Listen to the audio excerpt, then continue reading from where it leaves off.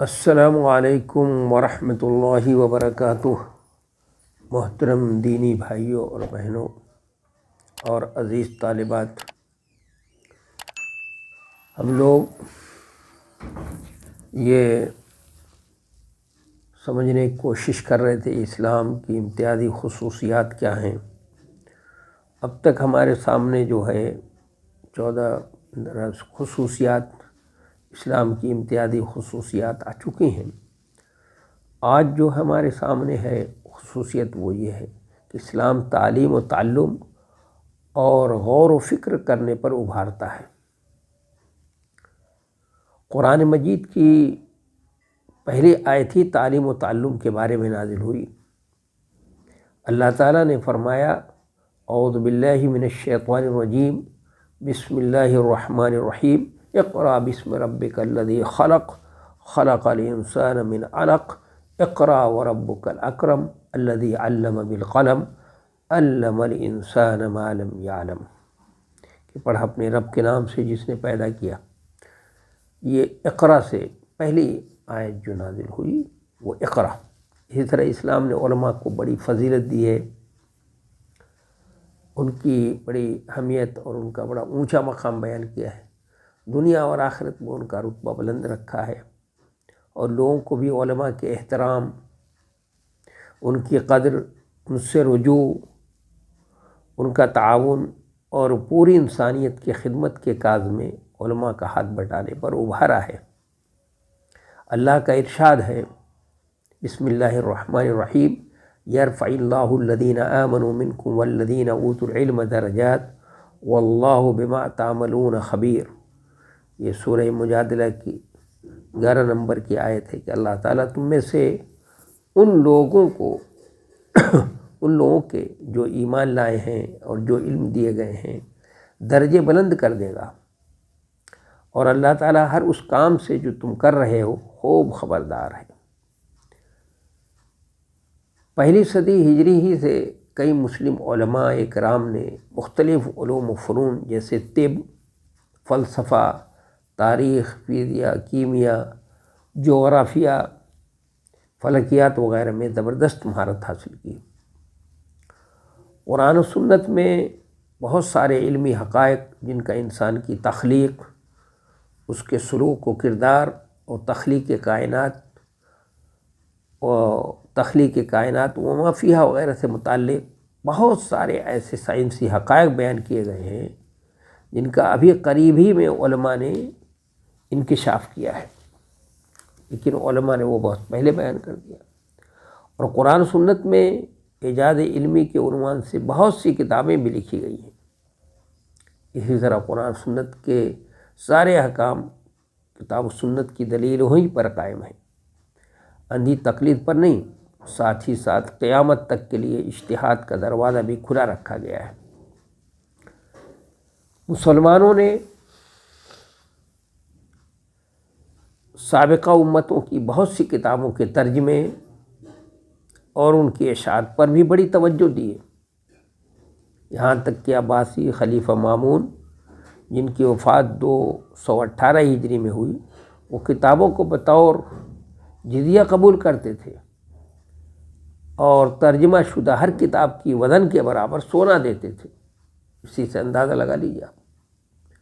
اور بہت سارے اسلامی شہروں میں علمی درسگاہیں اور یونیورسٹیاں موجود تھیں جہاں سے مختلف علوم میں بہت سے علماء پیدا ہوئے۔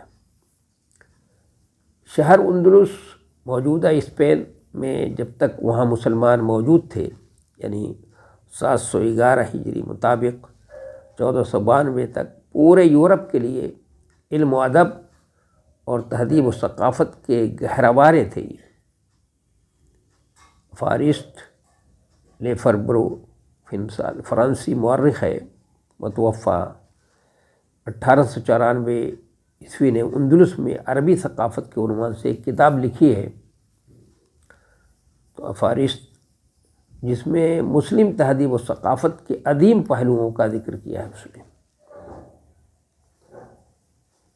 12 ملاوی کے ایک یورپی بادشاہ جارج ثانی شاہ انگلینڈ، سویڈن اور ناروے نے اندلس کے خلیفہ ہشام ثالث کو درجہ ذیل خط ارسال کیا، مندرجہ ذیل خط ارسال کیا تھا، جو اس بات کا واضح ثبوت ہے کہ اہل یورپ تعلیم و تربیت کے لیے اپنے طلباء کو اندلس بھیجتے تھے۔ خط کی عبارت یوں ہے: بخدمت مملکت اندلس کے جلیل القدر ذو عظمت اسلامی خلیفہ ہشام ثالث، ازحد تعظیم و توقیر کے بعد یہ بات پیش خدمت ہے کہ ہمیں آپ کی عظیم ترقی سے آگاہی ہوئی ہے، جس سے آپ کے ترقی یافتہ شہروں میں آپ کے سائنسی و صنعتی ادارے فیضیاب ہو رہے ہیں۔ ہم چاہتے ہیں کہ ہمارے بچے بھی ان علمی نمونوں و ماڈل سے بہرور ہوں، اور آپ کے نقش قدم پر چل کر ہم بھی چاروں طرف سے جہالت کی تاریکی میں ڈوبے اپنے شہروں کو علم کی روشنی سے منور کر سکیں۔ اور ہم نے اپنے سگے بھائی کی بیٹی امیرا ڈوبانٹ کو اس وفد کا ذمہ دار بنایا ہے، جو کہ اعلیٰ انگریز گھرانے کی ایک بیٹی ہے۔ امید ہے درخواست آپ کی نظر لطف و کرم کی مستحق سمجھی جائے گی۔ نیز ہم نے اسی کمسن امیرا کے ذریعے آپ کی خدمت عالیہ میں ایک معمولی سا تحفہ بھی ارسال کیا ہے۔ امید ہے کہ سب تعظیم اور اخلاص محبت کے ساتھ اسے قبول فرمائیں گے۔ آپ کا فرمانبردار خادم جارج ثانی۔ یہ کویت سے جو پرچہ نکلتا ہے المجتمع، اس کی شمارے 1707 صفحہ 49 پہ یہ خط جو ہے کہ عبارت وہاں پر موجود ہے، وہاں سے لی گئی ہے۔ اس سلسلے میں مختلف لوگوں نے گواہیاں دی ہیں۔ اگر آپ اس سلسلے میں دیکھیں تو یورپ میں اسلامی سوال جواب اور استفسار و جستجو عام ہو گئی۔ اسپین پورے یورپ کا فکری مرکز بن گیا اور دنیا بھر کو بہترین اساتذہ اور معلمین فراہم ہوئے۔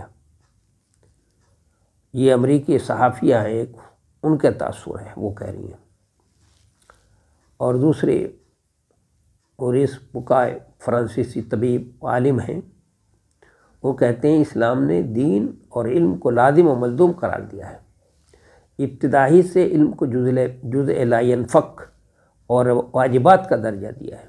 اسی وجہ سے اسلامی ثقافت کے دور میں علوم و فنون کا 400 بول بالا تھا، اور یورپ میں علمی بیداری سے پہلے اہل مغرب اس سے مستفید ہوئے ہیں۔ اور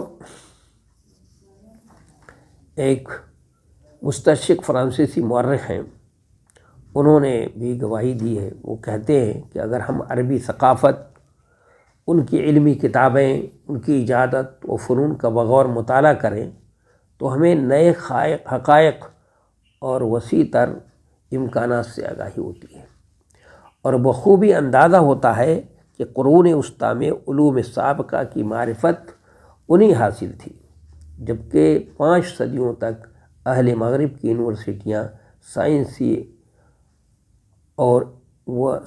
و علمی وسائل سے یکسر ناشنا تھیں۔ عربوں ہی نے یورپ کو مال و مادہ اور عقل و اخلاق سے نوازا ہے، اور انسانی تاریخ میں اتنی کم مدت میں کوئی بھی قوم نے وہ انتاج پیداوار اور فنکارانہ تخلیق پیش نہیں کی ہے جو مسلمانوں نے کی ہے۔ اور ایک مشہور سائنسداں ہیں، کینیڈا کے باشندے ہیں وہ، اور علم عالمی پیمانے پر علم جنین کے ماہر سمجھے جاتے ہیں، ان کے وہ گواہی دیتے ہیں کہ انسانی جنین کی پیدائش کے مراحل کی جو تعبیر جس شمولیت کے ساتھ قرآن نے پیش کی ہے، وہاں تک آج کی جدید سائنس بھی نہیں پہنچ سکی ہے، اور یہ واضح دلیل ہے کہ یہ اللہ کا ہی کلام ہے اور محمد صلی اللہ علیہ وسلم اللہ کے رسول ہیں۔ ایک اور اسلام کی خصوصیت ہے، وہ یہ ہے کہ اسلام نے عدل کی تعلیم دی ہے اور ظلم کو حرام قرار دیا ہے۔ اسلام ہر کسی کے ساتھ عدل کی بات کرتا ہے کہ ظلم کسی پر بھی نہیں کیا جا سکتا، چاہے دوست ہو یا دشمن، آشنا ہو یا ناآشنا، چھوٹا ہو یا بڑا، مسلمان ہو یا غیر مسلم، کسی پر ادنا ظلم روا نہیں ہے، جائز نہیں ہے۔ اللہ تعالیٰ کا ارشاد ہے، بسم اللہ الرحمن الرحیم، ان اللہ یامر بالعدل والإحسان وإیتاء ذی القربی وینہی عن الفحشاء والمنکر والبغی یعظکم لعلکم تذکرون۔ اللہ تعالیٰ عدل کا، بھلائی کا اور قرابت داروں کو دینے کا حکم دیتا ہے، اور بے حیائی کے کاموں، ناشائستہ حرکتوں اور ظلم اور زیادتی سے روکتا ہے۔ وہ خود تمہیں نصیحتیں کر رہا ہے کہ تم نصیحت حاصل کرو۔ سورہ نحل آیت نمبر 90۔ دوسری جگہ ارشاد ہے، بسم اللہ الرحمن الرحیم، وَلَا يَجْرِمَنَّكُمْ شَنَآنُ قَوْمٍ عَلَىٰ أَلَّا تَعْدِلُوا اعْدِلُوا هُوَ أَقْرَبُ لِلتَّقْوَىٰ وَاتَّقُوا اللَّهَ إِنَّ اللَّهَ خَبِيرٌ بِمَا تَعْمَلُونَ۔ کسی قوم کی عداوت تمہیں ناانصافی پر آمادہ نہ کرے، عدل کرو جو پرہیزگاری کے زیادہ قریب ہے، اور اللہ تعالیٰ سے ڈرتے رہو، یقین مانو کہ اللہ تعالیٰ تمہارے اعمال سے باخبر ہے۔ رسول اللہ صلی اللہ علیہ وسلم کا نے فرمایا، اتقوا دعوت المظلوم وإن كان كافرا فإنه ليس دونها حجاب، رواہ احمد، صحیح الجامع 119۔ مظلوم کی بد دعا سے بچو اگرچہ وہ کافر ہی کیوں نہ ہو، اس لیے کہ اس کے اور اللہ کے درمیان کوئی آڑ نہیں ہوتا۔